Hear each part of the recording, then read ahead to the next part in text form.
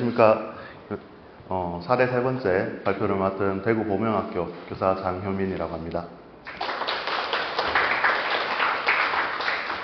예, 일단 발표를 시작하기 앞서 저희가 이제 학교 안에 있는 학급, 교실에 참 많은 다양한 학생이 있다라고 생각합니다. 그런데 생각을 하다 보니 저희 학교에서 연구를 하게 된 결과물을 선생님들과 함께 또 여러분들과 함께 공유하고 싶어서 이 자리를 빌어 말씀을 드립니다. 네, 제목은 말 그대로 챗 PBS야. 이럴 때는 어떻게 할까? 네, 여러분들 챗 GPT라는 단어 요즘 들어 너무 많이 듣는 단어입니다. 네, 맞습니다. 챗 GPT를 활용하였고 이 자리에서 하고 있는 PBS 긍정적 행동 지원과 관련하여 이것들을 결합하여 한번 연구를 해보았습니다. 연구 주제는 건행긍행이라고 합니다. 발음은 좀 힘듭니다. 건강하고 행복한 긍정적 행동 지원을 주제로 한번 말씀을 드리도록 하겠습니다.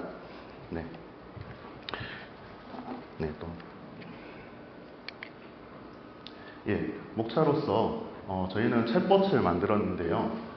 이제 목차의 챗 PBS란 개발 동기, 책에 차마 담기 힘들고 자료에 담기 힘든 자료로서 동기를 말씀드리자면 이 프로젝트를 시작하기 전에 작년에 저희 반에 전학 왔는 학생이 한 명 있습니다. 이 친구는 좀 많이 똑똑하고 새벽에 프리미어 리그 축구 경기를 보고 아침에 이제 집에서 시내버스를 타고 학교에 혼자 등교할 만큼 똑똑한 아이이기도 합니다. 이제 경계선 지능과 관련된 아이이긴 한데 이 아이는 아침에 학교에 등교하면 마칠 때까지 쉬지 않고 저에게 질문을 하고 심심해서 계속 이야기를 겁니다. 그러면 그러니까 수업 시간에도 계속 저한테 얘기를 걸며 또 쉬는 시간에도 또 수업이 끝나고 점심시간에도 하교하기 직전까지 저에게 얘기를 겁니다. 왜 그럴까 물어봤더니 선생님, 반에 친구들이 있으나 이 친구들하고 대화할 수 있을 만한 친구가 없어요. 대화할 상대가 선생님밖에 없어요. 예, 맞습니다. 그런데 이 친구가 제가 바빠서 업무적으로 바빠서 시간이 없고 이럴 경우에 항상 교과 시간에 문제가 벌어지거나 제가 케어를 해야 되는 추가적인 일들이 생겨나는 겁니다. 예, 거기에서 아이디어를 첫 번째로 얻었고요. 또 이어서 이제 그것에 대해서 차차 말씀을 드리도록 하겠습니다. 긍정적 행동 지원 PBS와 챗GPT의 합성어로 챗 PBS라고 그냥 저희는 명명하였습니다. 학생에게는 마음을 보듬어 주는 친구의 역할. 이제 이 친구가 얘기를 하고 싶은데 얘기를 할 수 없는 상황. 담임 교사는 바빠서 대화를 할 수 없는 상황. 그리고 저도 한 교사로서 불안과 우울 등으로 인해서 약도 먹었던 경험도 있습니다. 그런데 누군가에게 꼭 말을 터놓고 하고 싶은데 얘기를 할 수 있는 그런 상황이 잘 없더라고요. 그래서 그런 부분들 학생들의 입장으로 역으로 이용을 해서 그런 부분 관점으로 접근하는 또 교사에게는 든든한 조언자의 역할을 하는 아까 정정표 선생님께서 학교에 왔을 때 다른 영역을 왔을 때 이제 교생이 새로운 온 것 같다라는 것 초점을 맞추어서 신규일 때 학생들이 문제 행동을 도전 행동을 할 때 도대체 누구한테 가서 어떻게 물어봐야 하며 또 물어본다고 한다고 가는 데 쓰는 시간과 그런 부분들 또 이렇게 두꺼운 사례집을 보면서 하나하나 찾아가는데 드는 소요되는 시간들 그런 것들을 좀 더 효율성 있게 다가가기 위해서 만들어진 인공지능 웹 애플리케이션입니다.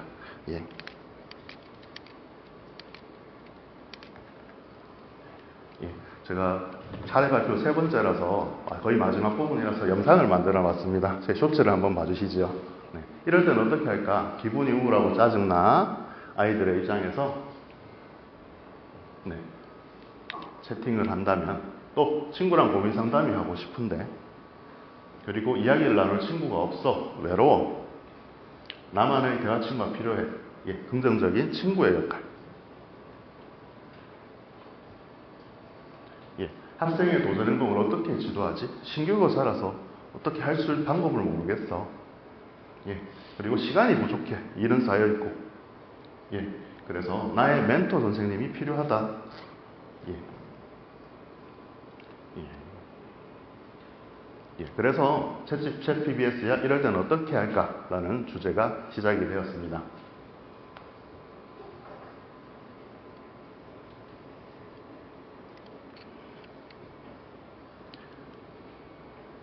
예, 그래서 특수교육 GPT라고 그냥 명명을 했고요.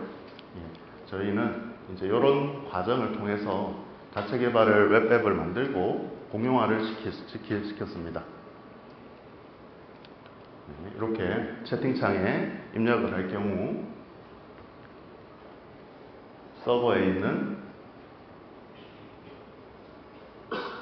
오픈 어시스턴트랑 연결이 되고 또 보프렉스라는 플랫폼을 이용하여 다시 답변이 돌아옵니다. 예, 이렇게 함으로써 돌아오는 것은 이런 식으로 답변이 돌아오지요. 네, 자, 글자가 잘 안 보이는데 그 뒤에 제가 따로 마련해 두었습니다.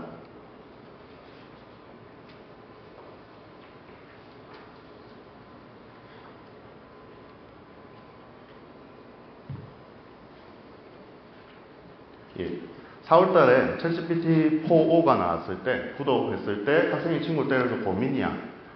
이런 것들을 물어봤을 때는 일반 학교 상황에서 답변을 하는 GPT의 모습이 보이 관찰됩니다. 그러나 여기에서는 공감과 조력을 해주는 역할, 또 분석하고 지원을 하고 정보를 제공하는 역할의 GPT를, 개인화된 GPT를 만들었습니다.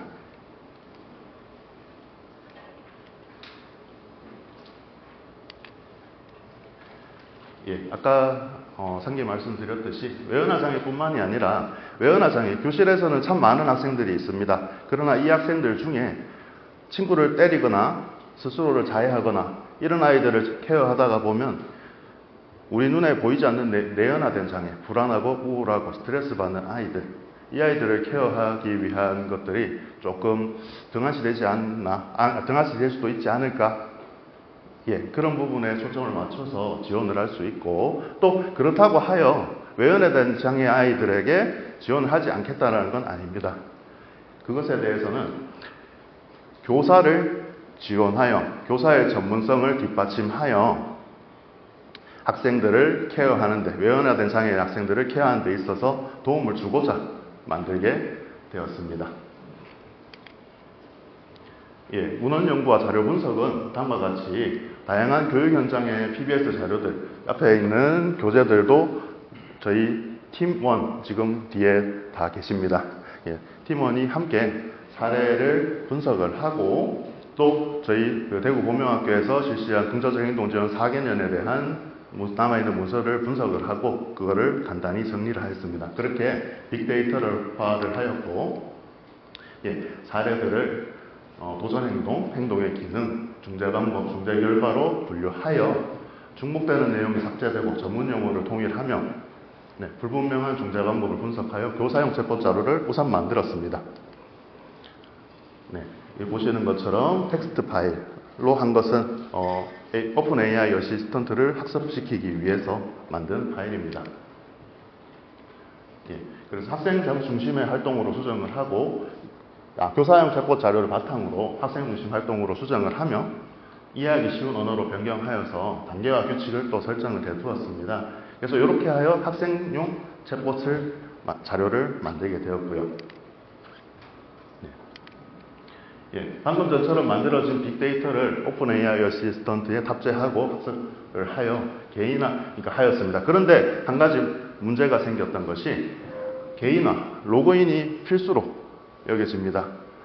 우리 아이들 같은 경우에는 영어로 아이디랑 비밀번호 입력하고 하는 것이 잘하는 아이는 잘하지만 말을 잘하더라도 그런 부분에서 막히는 아이들도 있어서 그런 아이들에게 좀 더 접근성을 다가가고자 보프레스라는 플랫폼을 활용을 하였고, 저희가 만든 이제 자체 개발 웹 코드 HTML 코드를 자바스크립트와 함께 이제 구현하여 공용화 챗봇 건행근행이를 구현하였습니다. 예. 예, 챗봇 활용 방법에 대해서는 이제 학생 활용의 주요 기능은 참 다양하게 있지만 일상 대화, 고민 상담, 채팅 또는 채팅으로 하는 놀이들, 네, 여러 가지 등을 이제 실행을 하였고요.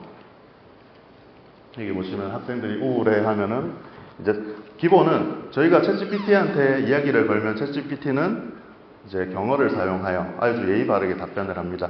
그러나 저희 기준에는 기본은 반말을 조금 더 편한 말을 할 수 있도록 설정을 해두었고요.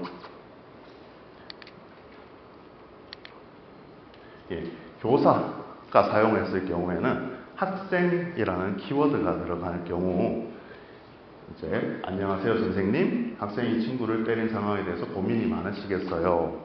라고 공감을 하며 먼저 그 문제행동이 발생한 구체적인 상황이나 학생이 원하는 것, 문제행동의 기능은 무엇인지 파악해 볼 필요가 있어요.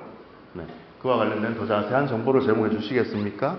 라고 물어봤을 때 또 답변을 하여 또 응답을 이제 적절한 답변을 도출해내는 것을 고려하였습니다.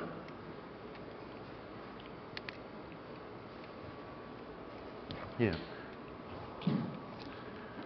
그리고 이제 관련된 광화물이 어떤 것이 사용되었는지 또는 현장에서는 어떤 사례들이 있었었는지 한 학교에서는 행동 문제를 가진 학생에게 어떻게 지원을 하였습니다. 안전기지를 제공하였습니다. 여기서 한 가지 챗GPT에서 환각 현상, 할루시네이션 현상과 관련하여 이제 이야기를 하신 분도 계셨습니다.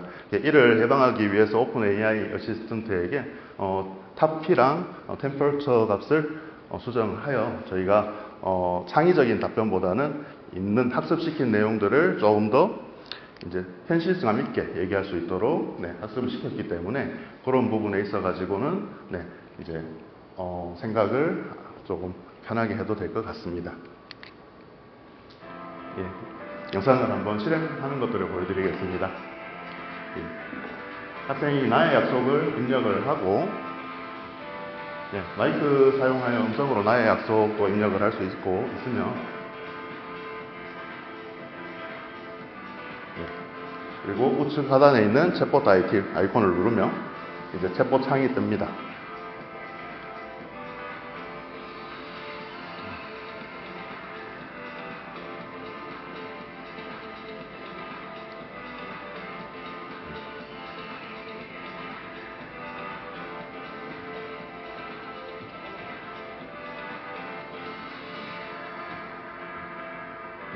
지금 챗봇과 가위바위보 하고 있는 영상이 나오고 있습니다. 학생의 또 다양한 다방면 관심사를 항상 공유할 수 있고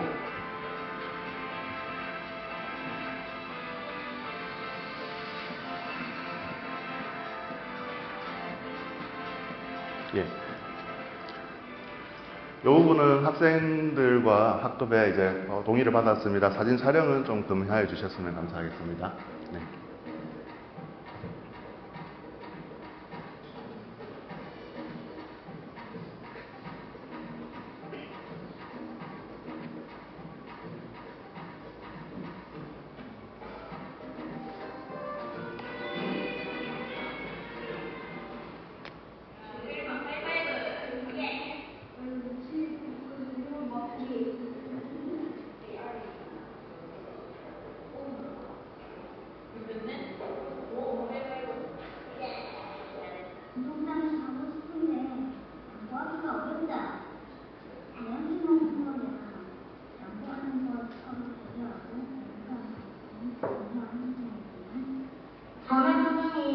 많이 도움이 되나요? 네.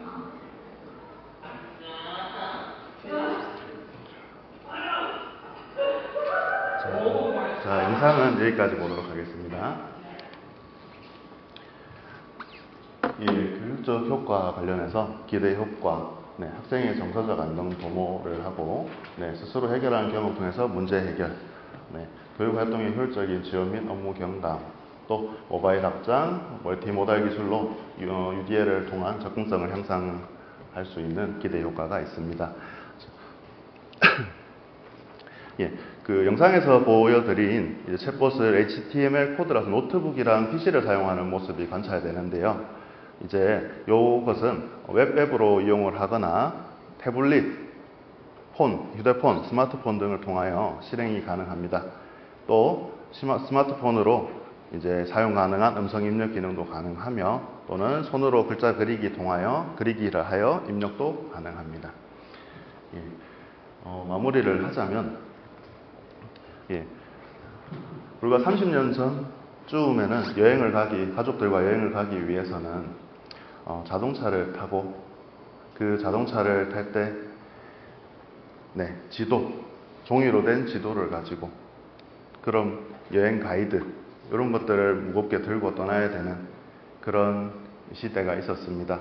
그러나 시간이 흘러 내비게이션이라는 존재가 나오고 그럼으로 인해서 지도를 가지고 다니는 경우는 줄어든 것으로 판단됩니다. 불과 우리는 작년 같은 경우에는 교사가 사례집을 보기 위해서는 그 수십 페이지의 사례집을 관찰을 하고 읽어보고 또 전문가의 자문을 구하기 위해서 먼 거리를 시간을 할애하여 가야 하였고, 그러나 지금은 인공지능과 함께 한다면 좀 더 우리는 많은 시간을 단축할 수 있을 것이라 판단됩니다. 인공지능이 우리의 직업을 대체한다기보단 우리가 그것을 잘 활용하여 우리의 역량을 높인다면 더 좋은 현장에 좋은 나비 효과가 오지 않을까, 그렇게 말씀을 드리겠습니다. 이상 저희 발표를 마치도록 하겠습니다. 감사합니다.